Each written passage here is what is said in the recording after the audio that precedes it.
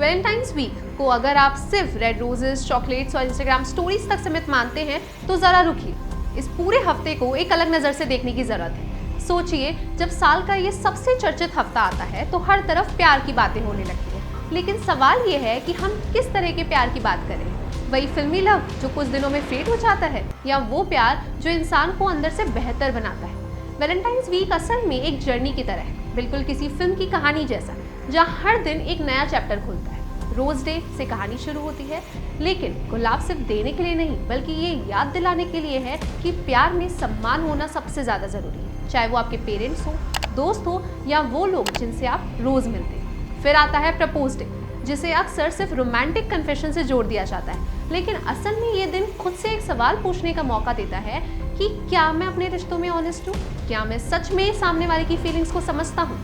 Chocolate day और teddy day भी सिर्फ गिफ्ट्स तक सीमित नहीं है, बल्कि ये शेयरिंग और वार्मथ का सिंबल है, जहाँ छोटी छोटी खुशियाँ किसी का दिन बना सकती है। यही है कहानी स्पिरिचुअल मोड़ लेती है, क्योंकि जब आप बिना किसी एक्सपेक्टेशन के किसी के लिए कुछ अच्छा करते हैं तो एक अलग तरह की खुशी मिलती है, वो खुशी जो लाइक्स और कमेंट्स से नहीं आती। प्रॉमिस डे इस फिल्म का इमोशनल कोर है, जहाँ प्यार की असली परीक्षा होती है।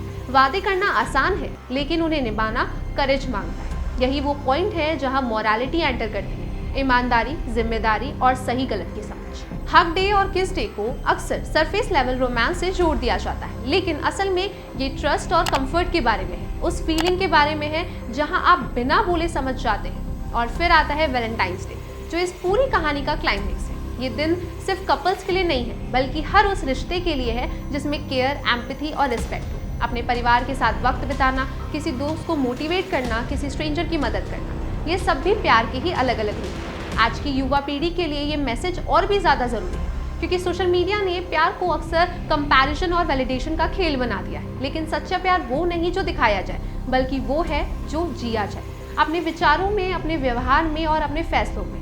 जब प्यार स्पिरिचुअलिटी से जुड़ता है तो इंसान खुद से जुड़ना सीखता है, और जब नैतिकता जुड़ती है तो वही प्यार समाज को बेहतर बनाता है।